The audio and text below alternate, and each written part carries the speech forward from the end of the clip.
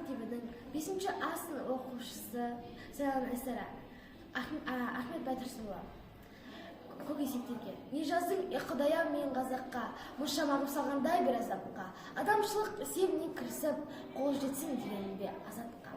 Жөн көрсеттім қазақ деген намысқа, жол сілтедім жақын емес алысқа. Өзге жұрттар өрге қадам басқанда, дедім мен де қатарынан қарысқа.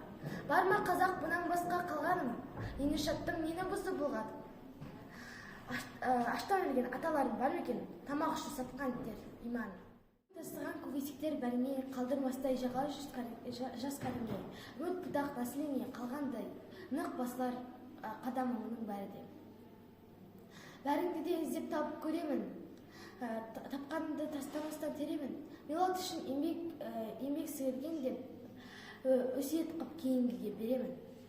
Асықпаңдар, артымызда қазы бар, тергеп талай сүйектерді қазылар. Пайғамбарды сатып отыр тіл алған, Яхудамен жазыларды бірге атырыз.